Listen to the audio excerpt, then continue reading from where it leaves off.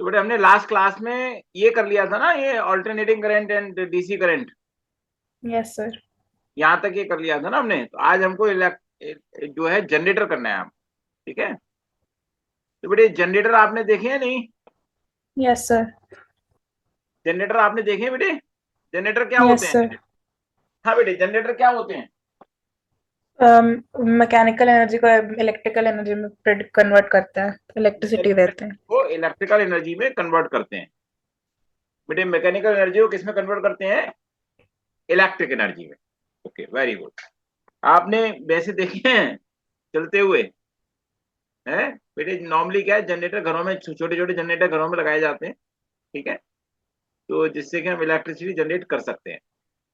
तो बेसिकली क्या है, जनरेटर का काम क्या है बेटे? जो एनर्जी है उसको कन्वर्ट करना है इलेक्ट्रिकल एनर्जी में। यहाँ पर हम इलेक्ट्रोमैग्नेटिक इंडक्शन का जो है हम प्रिंसिपल यूज करते हैं। क्लियर? और यस सर। जैसे जैसे साइकिल में कुछ छोटे छोटे जनरेटर लगा दिए जाते हैं जिसको हम डायनेमो बोलते हैं। जैसे बाइसिकल होती है ना, उसमें बेसिकली छोटा सा जनरेटर फिट करके उसके पीछे वाले जो पहिया होता है उससे फिट कर दिया जाता है। तो जब पीछे वाला जो जो व्हील चलता है बेटे, तो उससे वो जनरेटर भी चलता है और वो क्या कर सकता है, इलेक्ट्रिसिटी में जनरेट करता है। उससे हम बाइक बाइसिकल में वो हम इससे रोशनी कर सकते हैं। क्लियर? Yes sir.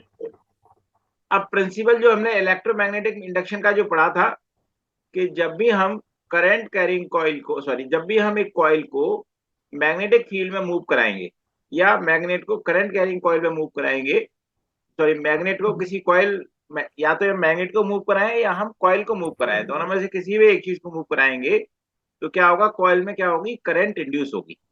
ठीक है, ये हमारा इलेक्ट्रिक जनरेटर का जो इलेक्ट्रोमैग्नेटिक इंडक्शन है, वो उसका रूल यही है, सेम। और इसकी डायरेक्शन हमें कैसे पता चलेगी? Fleming's right hand thumb rule से, sorry, Fleming right hand rule से, मैं क्या बोल रहा हूँ, फ्लेमिंग राइट हैंड रूल से पता चलेगी। हमारे पास बेटे जैसे आपने एसी जनरेटर पढ़ा है, डीसी जनरेटर पढ़ा है, ऐसे ही हमारे पास दो जनरेटर होते हैं। जो एक एसी करंट प्रोड्यूस करेगा, दूसरा हमारा डीसी करंट प्रोड्यूस करेगा। क्लियर? Yes sir. रीड करो बेटे इसको। Electric generator. It is a machine that converts mechanical energy into electrical energy using the principle of electromagnetic induction. A small generator is called a dynamo. For example, small generator used on bicycles for lighting purpose is called a bicycle dynamo. Principle of electric generator. When a straight conductor is moved in a magnetic field, then current is induced in the conductor. The direction of this induced current is given by Fleming's right hand rule. Or the change in magnetic flux through a coil induces an electric current in the coil. Electric generators are of two types: AC generator or alternator for generating AC current, DC generator for generating DC current. Okay, अब देखिए बेटे, हम AC जन, अभी जो आपको जो exam में जो आएगा एसी जनरेटर के बारे में आएगा।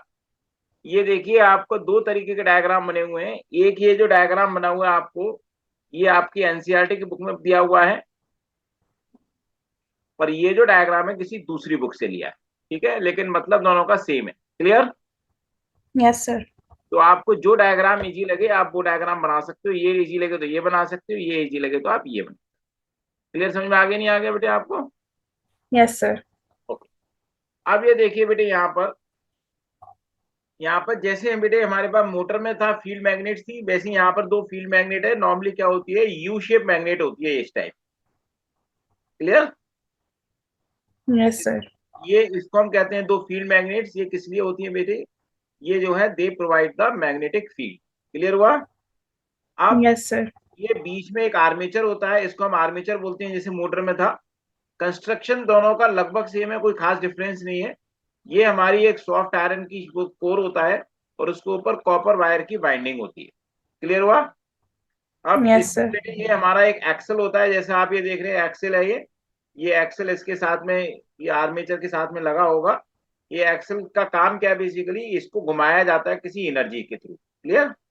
यहाँ पर बेसिकली इसमें जो है एक घुमाने के लिए होता है बेटे, वो उससे घुमाते हैं इसको, तो ये फिर जो क्या करता है, तभी हमारी ये कॉइल घूमेगी। यहाँ पर ध्यान रखना बेटे, जो चूंकि एसी जनरेटर है, तो यहाँ जैसे हमने डीसी मोटर में पढ़ा था कि दो स्प्लिट रिंग होती हैं, यहाँ पर स्प्लिट रिंग नहीं होती। मैंने आपको बताया था कि अगर हमें उस मोटर को एसी मोटर में कन्वर्ट करना हो, तो हम वहाँ स्प्लिट रिंग की बजाय क्या लगाएंगे, स्लिप रिंग लगाते हैं, मतलब दोनों इक्वल रिंग लगाते हैं। लेकिन दोनों कुछ डिस्टेंस पे लगाते हैं। देख लो आप, ये दोनों डिस्टेंस पर है। Yes, sir. इसमें बेटे दो कार्बन ब्रश होते हैं। कार्बन ब्रश का काम क्या होता है, जिससे कि यहाँ जो करंट जनरेट हो रही है वो इस सर्किट के थ्रू बाहर निकल सके। क्लियर? Yes, sir. तो लगभग आप समझ सकते हैं, लगभग सेम वही हमारा इसका जो है कंसेप्ट है। डायग्राम भी लगभग सेम है, और ये क्या होती है, हमारी गैल्वेनोमीटर से कनेक्ट होता है। तो क्या क्या चीज हो गई हमारी इसमें, आप देखिए। आर्मेचर हो गया, आर्मेचर मैंने आपको बता दिया। फील्ड मैग्नेट मैंने आपको बता दिया। स्लिप रिंग बता दी। ब्रश, यहाँ पर क्या होते हैं ये बेटे, ये भी ब्रश जो है ग्रेफाइट के ही बने हुए होते हैं, कार्बन के। क्लियर? Yes, sir. आपको ब्रश और स्लाइडिंग कॉन्टैक्ट बता दिए। ओके, चलिए इसको पहले रीड करो बेटे। Construction. Armature. It consists of a large number of turns of insulated copper wire wound over a soft iron core. Field magnet. It is a big magnet, horseshoe-type permanent or electromagnet to supply the magnetic field. Slip ring. These are two hollow metallic rings at different heights. Brushes or sliding contacts. Flexible metal plates or cardboard. अब देखिए पूरा पढ़िए बेटे, कैसे क्या क्या इसमें कैसे कैसे होता है। It is constructed as follows. A rotating rectangular coil ABCT is placed between the two poles of a permanent magnet, strong horseshoe magnet having radial ends. The ends of the coil are connected to two rings, R1 and R2. Inner side of these things are made insulated. The two conducting stationary brushes B1 and B2 are kept pressed separately on the rings R1 and R2 respectively. The axle may be mechanically rotated from outside to rotate the coil inside the magnetic field. Outer ends of the two brushes are connected to the galvanometer to show the flow of current in the given external circuit. ये चीज समझ में आ गई बेटे आपको? Yes, sir. अब working समझिएगा बेटे, इसकी वर्किंग अब जनरेटर आपको समझनी है। वर्किंग अब आप इसी डायग्राम से ही समझ सकते हैं। ठीक है, अब आप देखिए बेटे, यहाँ पर ये देखिए, जो हमारा जो जब हम इसको किसी भी एक्सटर्नल चीज से इसको रोटेट कराएंगे तो क्या होगा, हमारी आर्मेचर रोटेट करेगी। Yes no? Yes, sir. ये हम इसको क्या कर रहे हैं, एंटी क्लॉकवाइज यदि हम उसको घुमा रहे हैं। क्या कर रहे हैं हम इसको, यदि एंटी क्लॉकवाइज घुमा रहे हैं तो ये है, और ये हमारा डायग्राम है क्लॉकवाइज के लिए। क्लियर? Yes, sir. अब जैसे बेटे हमने इसको एंटी क्लॉकवाइज मतलब क्या है, आप देखिए इसको हमने क्या किया है, ऐसे घुमाया है। क्लियर? अब आप देखो बेटे, एक मिनट मैं इसका ब्लर हटा दूं जिससे कि आपको ठीक समझ में आ सके। देखिए बेटे, हमें यहाँ कौन सा यूज करना है, राइट हैंड या left hand? Right hand.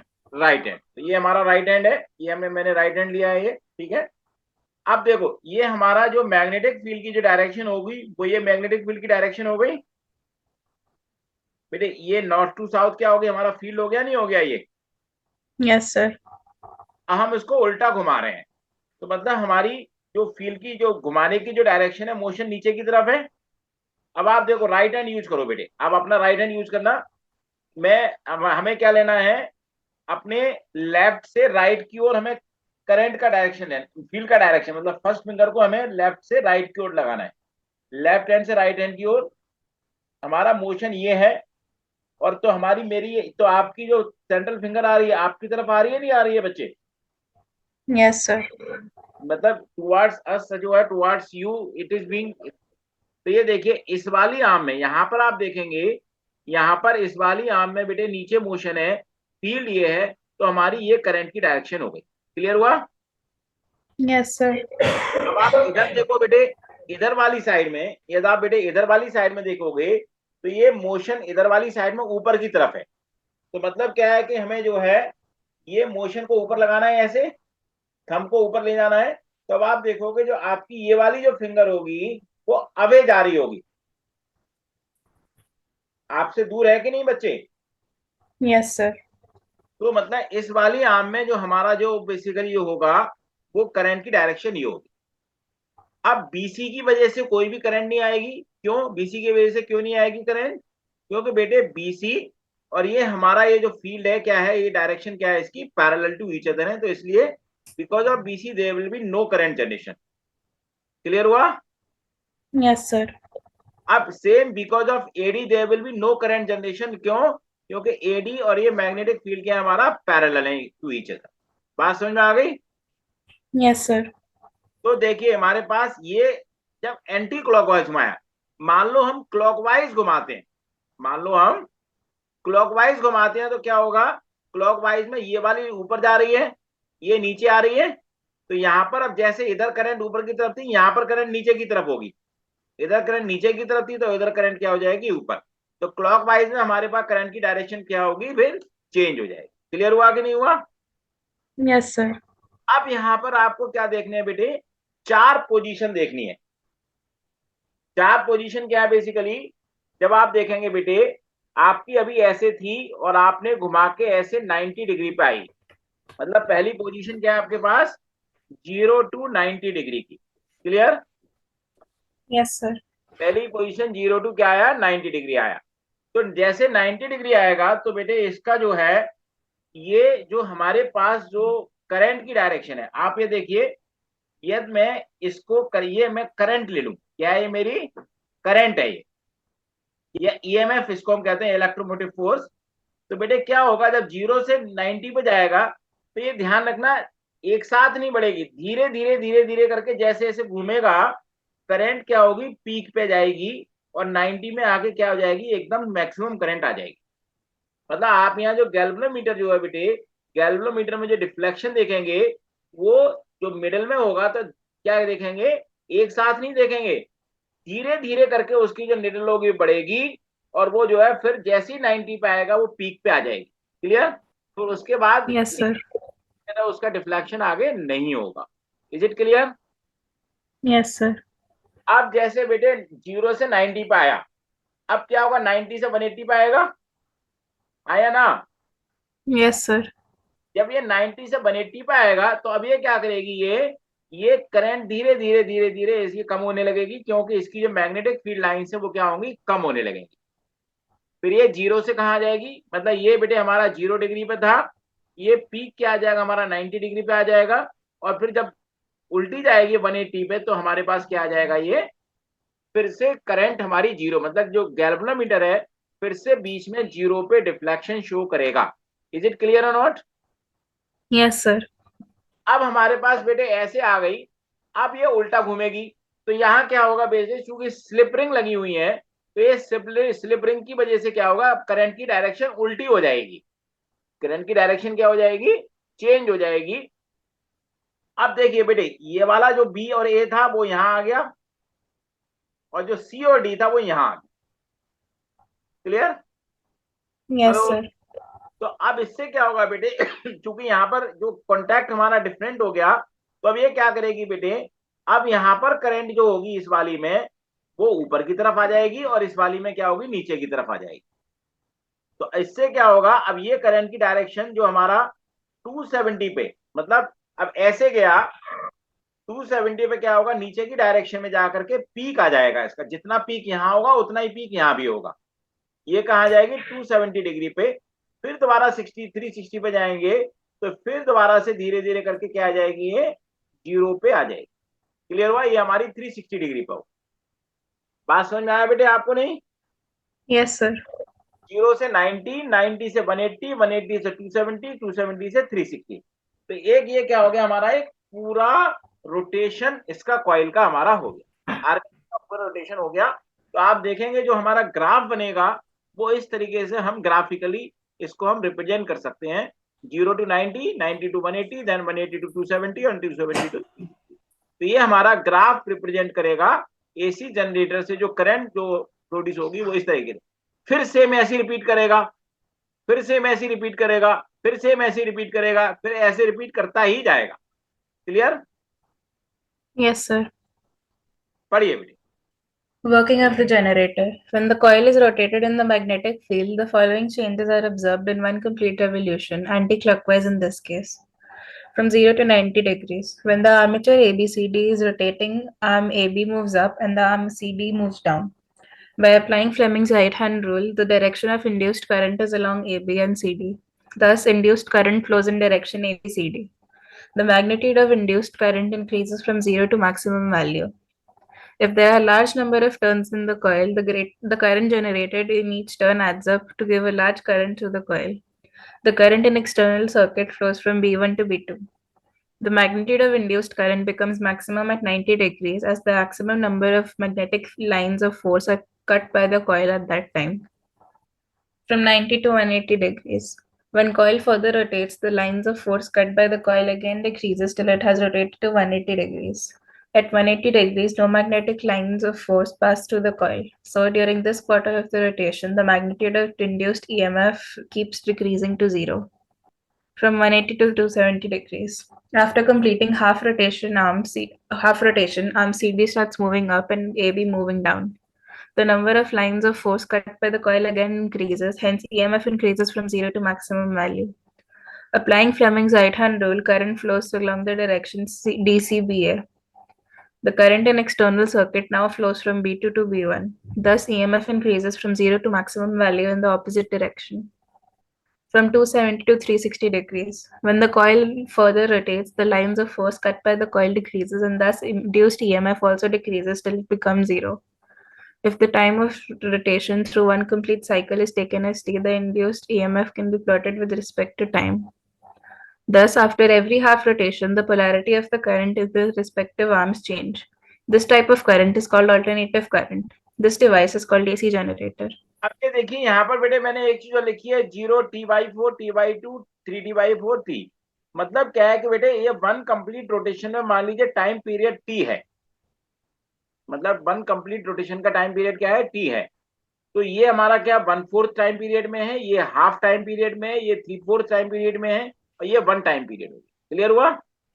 Yes sir. और ये वन कंप्लीट हमारी क्या होगी, एक वेव फॉर्म हमारी ये हो गई। चलिए वर्किंग समझ में आ गया आपको, नहीं आ गया? Yes sir.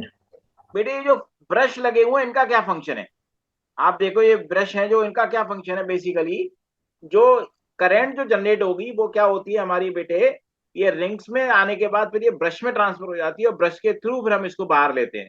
और मान लो डायरेक्टली ब्रश लगा देंगे इसमें तो क्या होगा, वो रोटेट कर जाएगा, जैसे कॉइलिंग हो जाएगी, उसको वायर भी उसके साथ में कॉइल कर जाएंगे। क्लियर? Yes sir. पढ़िए बेटे। Function of brushes. The current flows out through the brush B1 for half rotation of the coil and through the brush B2 for the other half. Brushes make contact with the slip rings to supply current to the armature. अब देखिए बेटे, जो हमारे पास जो current EMF का मतलब होता है बेटे इलेक्ट्रोमोटिव फोर्स। ईएमएफ का क्या मतलब होता है? इलेक्ट्रोमोटिव फोर्स, इसको हम बोलते हैं। बेसिकली इस फोर्स की वजह से वर्क होता है, उससे पोटेंशियल डिफरेंस क्रिएट होता है, फिर करंट हमारी प्रोड्यूस होती है। क्लियर? Yes sir. तो बेटे ये जो करंट इसमें जो प्रोड्यूस हो रही है उसके क्या क्या फैक्टर्स हैं, जो हमारे पास जो बीच में आर्मेचर जो हमने बताया, इसमें नंबर ऑफ टर्न्स कितने हैं। जैसे मैंने आपको बताया था इलेक्ट्रोमैग्नेटिक इंडक्शन में कि जितने ज्यादा कॉइल में हमें मान लीजिए इंडक्शन बढ़ाना है तो क्या होगा, हम बहुत ज्यादा करंट लगा टर्न बढ़ा देंगे, तो जितने ज्यादा नंबर ऑफ टर्न्स होंगे उससे क्या होगा बेटे, उतनी ज्यादा हमारी करंट जनरेट हो जाएगी, क्यों, नंबर ऑफ फ्री इलेक्ट्रॉन्स क्या होंगे, ज्यादा हो जाएंगे। आया ना? Yes sir. उसके बाद area of the armature coil, बेटे जितनी बड़ी ये आर्मेचर होगा उतना ज्यादा जो है हमारे पास करंट फ्लो करेगी। तीसरा क्या है बेटे, मैग्नेटिक फील्ड, जो मैग्नेट लगाई हुई है यहाँ पर ये जितनी ज्यादा स्ट्रॉन्ग मैग्नेट होगी उतना ज्यादा इसमें करंट फ्लो करेगी। Clear? And speed of the yes sir. Armature coil, जितनी ज्यादा स्पीड से हमारे पास इसको हम मूव कराएंगे उतना ही ज्यादा इसमें जो है करंट जनरेट होगी, क्योंकि फ्लक्स का चेंज होने का रेट बढ़ जाएगा। जैसा आपको ध्यान हो बेटे इलेक्ट्रोमैग्नेटिक इंडक्शन में क्या क्या बताया था कि हम कैसे करंट इंक्रीज कर सकते हैं, कॉइल में नंबर ऑफ टर्न्स बढ़ा दें, ठीक है, मैग्नेट की स्ट्रेंथ बढ़ा दें या स्पीड बढ़ा दें। मैंने बताया था ना, जितनी ज्यादा तेज स्पीड होगी उतनी ज्यादा करंट जनरेट होगी, जितनी कम स्पीड होगी उतनी कम जनरेट होगी। यहाँ पर एक और एक्स्ट्रा आ गया बस, area of the armature of the coil. Clear? Yes sir. Read करो बेटे।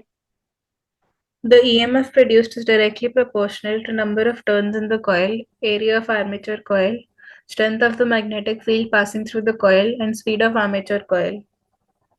ओके, अब देखिए नेक्स्ट क्या है बेटे, जो हमारे पास जो प्रैक्टिकल जनरेटर्स होते हैं, प्रैक्टिकल जनरेटर्स कहाँ होंगे, जो हमारे पावर हाउस में होते हैं या घरों में लगे होते हैं, वो हमारे प्रैक्टिकल जनरेटर होते हैं, नहीं होते हैं बेटे? Yes sir. तो उसमें बेटे क्या है, जो जो हमारी जो मैग्नेट है उसकी जगह हम क्या करते हैं, इलेक्ट्रोमैग्नेट लगाते हैं। क्योंकि इलेक्ट्रोमैग्नेट से क्या है बेसिकली कि बेटे उसमें ज्यादा हम मैग्नेट क्रिएट कर सकते हैं स्ट्रॉन्ग। ठीक है? दूसरी चीज क्या है बेटे, जो कॉइल को जो है सॉफ्ट आयरन कोर पे लगाते हैं, जिससे मैग्नेटिक फील्ड की स्ट्रेंथ क्या होती है, बढ़ जाती है। क्लियर। इसके बाद क्या है बेटे, जो हमारे पास आर्मेचर कॉइल है उसमें बहुत ज्यादा नंबर ऑफ टर्न्स लेते हैं और कॉइल को बहुत फास्ट कराते हैं और कॉइल को बहुत ज्यादा एरिया लार्ज करते हैं। लेकिन जो बेटे जो हमारे बड़े बड़े पावर हाउस होते हैं, जो बिग पावर हाउस होते हैं बेटे, बिग पावर हाउस में बिग पावर हाउस में ध्यान रखना बेटे, ये आर्मेचर इतनी बड़ी होती है, इतनी हैवी होती है कि इनको घुमाना बहुत मुश्किल काम होता है। तो इसलिए वहां पर क्या घुमाई जाती है बेटे, मैग्नेट घुमाई जाती है। क्लियर। Yes, sir. वहां पर मैग्नेट को जो मूव कराया जाता है बड़े बड़े पावर हाउसेस में। इसको रीड करो पहले। Thus, in practical generators, the voltage and the current produced can be increased by using a powerful electromagnet to make the magnetic field stronger in place of a permanent magnet, winding the coil around a soft iron core to increase the strength of magnetic field, using a coil with more turns, rotating the coil faster, and using a coil with a larger area. Very good, इतना समझ में आ गया आपको ये। Yes, sir. अब जो बेटे जो बड़े बड़े पावर है, जैसे थर्मल पावर स्टेशन है, हाइड्रो पावर स्टेशन है, न्यूक्लियर पावर स्टेशन है, तो वहां मैंने क्या बताया कि वहां पर जो है बेसिकली कॉइल बहुत बड़ी होती हैं, एक एक कमरे के बराबर, एक एक कमरे का मतलब एक एक घर के बराबर की कॉइल होती है, इतनी बड़ी बड़ी कॉइल होती है, क्योंकि वहां पर जनरेशन ज्यादा चाहिए। इतने लार्ज एरिया होते हैं तो it becomes too heavy to rotate that. तो क्या किया जाता है वहां पे बेटे, जो इलेक्ट्रोमैग्नेट्स होती हैं उनको घुमाया जाता है। कैसे? टरबाइन्स की हेल्प से। टरबाइन क्या होती है बेसिकली, एक गोल वो होता है जिसके ऊपर क्या है, जैसे बेटे हाइड्रो इलेक्ट्रिक पावर होती है, ये जैसे आपने देखा था ना, ये अभी पीछे एक जो आर्मेचर कॉइल थी उसके साथ में एक्सल था। Yes, sir. मतलब वहां पर वो बेसिकली जो जो मैग्नेट होती है वो टरबाइन के साथ वो घूम लगती हैं। एक्सल टाइप की स्ट्रक्चर होती है, जैसे टरबाइन घूमेगी तो साथ में उसकी क्या होगी, मैग्नेट भी घूमेगी। तो टरबाइन बेसिकली क्या करती है, उनके ऊपर हम डिफरेंट डिफरेंट वेज में हम इसको जो है वो घुमाते हैं। मतलब क्या तरीका है देखिए, जैसे बेटे हाइड्रो इलेक्ट्रिक पावर हाउस जो होता है, हाइड्रो इलेक्ट्रिक पावर हाउस समझते हो क्या होते हैं? Yes, sir. क्या होते हैं बताओ। Hydroelectricity produce करता है. नहीं, कैसे होती है, मतलब उसमें मेन चीज किससे जनरेट होती है इलेक्ट्रिसिटी हमारी? Water से. है, Water से. वाटर से। तो बेटे जो बड़े बड़े डैम जो बनाए जाते हैं, डैम से क्या करते हैं बेटे, उसमें डैम में पानी इकट्ठा किया जाता है, फिर उसको नीचे ले जाया जाता है बहुत तेज स्पीड में। तो पानी इकट्ठा किया तो बेटे पोटेंशियल एनर्जी है उसके अंदर, जब उसको तेज स्पीड में नीचे ले जाते हैं, नीचे की साइड में जाकर के, तो बहुत फास्ट स्पीड में होता है, तो वो एनर्जी काइनेटिक एनर्जी में कन्वर्ट होगी, नाइन्थ में पढ़ा होगा। और वो क्या करती है, सीधे जाकर के टरबाइन पे जाकर के मूव करती है, तो इससे टरबाइन घूमती है। जो फास्ट फ्लोइंग वाटर है बेटे, उससे टरबाइन मूव करती है, और टरबाइन क्या करती है, जनरेटर को मूव कराती है। क्लियर। Yes, sir. अब जो थर्मल पावर हाउस क्या होते हैं, जहां पर हम या तो कोल यूज करते हैं या गैस यूज करते हैं, any kind of heat use करते हैं, any kind of heat use करते हैं। जैसे हम जैसे बायोगैस से भी कर सकते हैं, या हम जो किसी भी चीज को जला करके कर सकते हैं हीट। लेकिन हीट से हम जो है बेटे टरबाइन को मूव नहीं करा सकते। तो क्या करते हैं प्रोसीड का, कि उससे पानी बॉईल कराते हैं, पानी को किस में कन्वर्ट करते हैं, स्टीम में कन्वर्ट करते हैं, और उस स्टीम से टरबाइन को घुमाते हैं। जैसे आपने स्टीम इंजन देखे हैं नहीं, जो पहले रेलवे इंजन स्टीम इंजन नहीं देखे होंगे आपने, लेकिन सुना तो है ना। Yes, sir. तो स्टीम क्या करती थी बेसिकली, को स्टीम से बड़ी बड़ी मशीनें चलाई जा सकती हैं। तो ऐसी बेटे यहाँ स्टीम से क्या करते हैं, उसको टरबाइन को चलाते हैं। क्लियर। Yes, sir. अब जैसे न्यूक्लियर पावर हाउस है, न्यूक्लियर पावर हाउस में क्या होता है बेटे, जो एटम्स होते हैं, मतलब यूरेनियम का, थोरियम का, प्लूटोनियम के, ये जो हैवी एटम्स होते हैं, ये क्या होते हैं, आपस में डिके करते रहते हैं। तो क्या करते हैं बेटे, जो इनसे जो न्यूक्लियर एनर्जी निकलती है, अब चूंकि आपके कोर्स में सोर्स ऑफ एनर्जी खत्म हो चुका है, हट चुका है, तो लेकिन यहाँ पर आप ये समझ सकते हो, जो न्यूक्लियर एनर्जी जो होती है बेटे, न्यूक्लियस से जो एनर्जी निकलती है एटम से, उसकी हेल्प से क्या किया जाता है, पानी गर्म किया जाता है, पानी को बॉईल करते हैं। क्लियर। Yes, sir. और उस पानी को बॉईल करके वहां पर क्या करेंगे, फिर उससे जो है स्टीम से फिर जो है उसको जनरेट चल कराया जाता है। जनरेटर जो मतलब टरबाइन चलाते हैं, और वो जो टरबाइन चलने से क्या होगा, नीचे कॉइल घूमेगी, या फिर हम या तो कॉइल घूमेगी या फिर क्या घूमेगा, मैग्नेट, इलेक्ट्रोमैग्नेट। और उससे क्या होगा, वो जनरेटर क्या करेगा, उसको कन्वर्ट करेगा electrical energy. Clear? Yes, sir. बढ़िए। In power stations, huge AC generators or alternators are used to generate current for the AC. The big and heavy coils are used so they remain stationary and the electromagnet is rotated around it. The shaft of a generator is connected to a turbine. When the turbine is turned by the fast flowing water or pressure of steam, then the electromagnet turns inside the coil and generator produce electricity. At hydroelectric powerhouses, the generator is driven by the power of fast flowing water released from a dam across a river. In thermal powerhouse, the generator is driven by the power of high pressure steam. The heat energy for making steam comes from burning coal, natural gas, or oil. At nuclear powerhouse, the heat energy for making steam comes from nuclear reactions taking place inside the nuclear reactor. The high pressure steam turns the turbine. The turbine turns the generator, and generator converts mechanical energy or kinetic energy into electrical energy. और electricity. ये बात समझ में आ गई बेटे आपको? Yes, sir. अब देखिए बेटे डीसी जनरेटर क्या होता है बेटे। ये आप डीसी जनरेटर देखिएगा बेटे, ये डीसी जनरेटर है। डीसी जनरेटर का जो कंस्ट्रक्शन है, वर्किंग है, सब कुछ सेम है। आप देख रहे हो सब कुछ सेम है ये। Yes, sir. बट डिफरेंस क्या है फिर इसमें बेटे क्या है, स्प्लिट रिंग लगी होती है, एक ही रिंग के दो हाफ, जैसे आपने मोटर में देखे थे। देख रहे हो यहाँ पे एक रिंग इधर लगी हुई है, एक रिंग इधर लगी हुई है। Yes, sir. तो ये रिंग क्या करती है बेटे, जब इसकी कॉइल की डायरेक्शन चेंज होगी तो क्या करेगा, ये करंट की डायरेक्शन को सेम मेंटेन रखेगा। मतलब क्या है कि जैसे मान लीजिए पहले बार जब मूव करते हैं तो ये हमारी करंट ऐसे आती है। अब क्या करेगी ये इस जो स्प्लिट रिंग्स है, अब इसको इधर ना ले जा करके फिर से इसी डायरेक्शन में रखेगी, फिर से इसी डायरेक्शन में रखेगी, फिर से इसी डायरेक्शन में रखेगी। तो ये मतलब क्या है कि स्प्लिट रिंग क्या है बेटे, करंट की डायरेक्शन को सेम मेंटेन रखने का काम करेंगी। बस इतना सा डिफरेंस हमारा यहाँ डीसी मोटर में होता है। क्लियर? Yes, sir. पढ़िए। DC generator. The principle and construction of DC generator is same as that of AC generator, except that we use split rings or commutator instead of slip rings. With this arrangement, one brush is at all the times in contact with the arms moving up in the field, while the other is in contact with the arm moving down. Thus, a unidirectional current is produced. Armature changes the direction, but split rings serve the purpose of making it unidirectional. DC generator is used to produce DC. बेटे इसको हम जो है क्या है, इसको बेटे split ring को कम्यूटेटर भी बोलते हैं, पढ़ा था ना मोटर में। Yes, sir. इसको कम्यूटेटर भी बोलते हैं। अब ये क्वेश्चन है, इसको पढ़ो। What will be the frequency of AC if the direction changes every 0.01 second? हाँ जी बताइए। What would be the frequency of AC if the direction changes every 0.01 second? क्या आंसर आएगा? हाँ जी बच्चे। पता नहीं सर। बेटे देखो डायरेक्शन मतलब देखो इधर देखो, जैसे ये है बेटे, ये डायरेक्शन, फिर यहां पर ये डायरेक्शन 0.01 सेकंड में चेंज हो गई, फिर ये डायरेक्शन 0.01 सेकंड में चेंज हो गई, फिर ये डायरेक्शन 0.01 में सेकंड में चेंज हो गई। तो मतलब क्या है कि एवरी 1/100 सेकंड डायरेक्शन चेंज हो रही है। तो मतलब क्या है, यहां पर हमारे पास ये यहां से लेके यहां तक कितना टाइम लग रहा है, 0.02 सेकंड लग रहा है, नहीं लग रहा है? Yes sir.